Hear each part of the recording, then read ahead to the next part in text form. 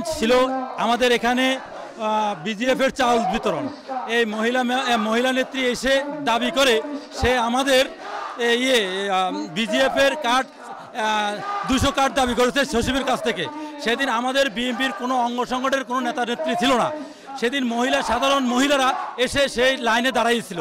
সেই দাঁড়ানোর পরে মহিলা নেত্রী দহদারকে বাইর করে সচিবের টালা মেরেছে এবং গুদামে টেলে মেরেছে। টালা মারার পরে সে মহিলার হাত থেকে ওই স্লিপগুলো ছিঁড়ে ফালাই দেওয়া দরকারে মহিলারা তার হাত থেকে তাদের দুজনে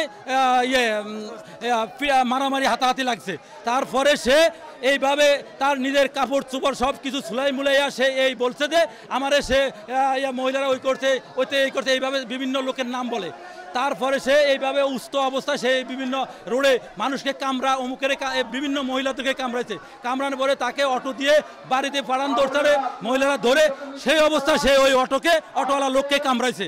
এইভাবে তাকে বাড়ি পর্যন্ত পৌঁছানোর পরেও সে রাস্তার যায় তার নিজের কাপড় চোপড় ফালাই দিয়া বিভিন্ন চিল্লাপালা করছে। বিভিন্ন মানুষ বলছে তাকে মানসিকভাবে তার ভারসাম্যহীন হয়ে গেছে।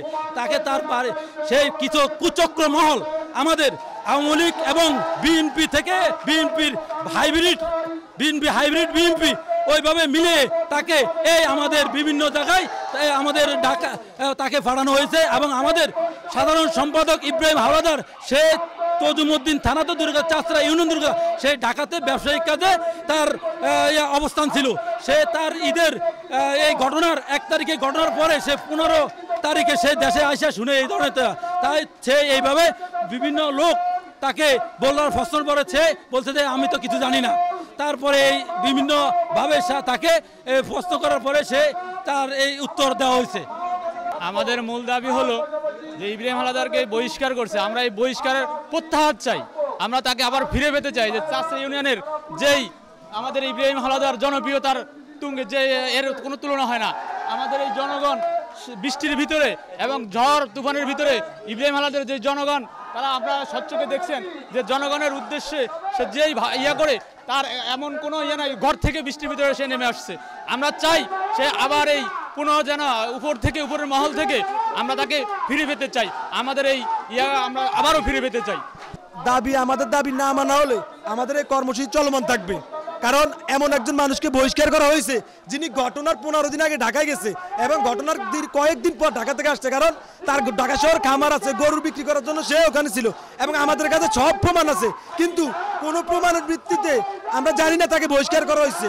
কারণ যখন কাউকে বহিষ্কার করা হয় একটা নোটিশ দেওয়া হয় কিংবা একটা তদন্ত কমিটি পাঠানো হয়, কোনো তদন্ত ছাড়া তাকে কিভাবে বহিষ্কার করা হয় এটা সাধারণ জনগণের দাবি। আমাদের দাবি একটাই যে এই ষড়যন্ত্রমূলকভাবে তাকে বহিষ্কার করা হয়েছে। কেন্দ্রীয় কমিটিকে সম্মান জানিয়ে বলতেছি আপনারা তদন্ত সাপেক্ষে যে এইটা আপনাদের রেজাল্ট আসবে আমরা সেটা মেনে নিব। আমরা সবাই জানি এটা একদম ষড়যন্ত্রমূলক বহিষ্কার।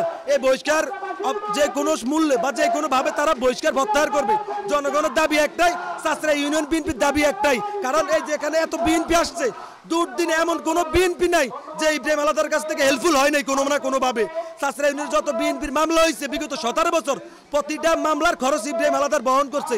এগুলো সবকিছু আমাদের কাছে প্রমাণ আকারে আছে এবং চাষরা যত বিএনপি আছে সবাই জানে ইব্রাহিম হাওলাদার সাধারণ সম্পাদক হওয়ার পর থেকে একটা কুচক্রি মহল তার সাধারণ সম্পাদক পদ থেকে বহিষ্কার করার জন্য তার পিছনে লেগে আছে। কারণ তিনি সৎ মানুষ, তার জন্য পরিষদের চালকে ভাগ করে খাইতে পারে না, এই জন্য ওনাকে ষড়যন্ত্রমূলকভাবে বহিষ্কার করছে।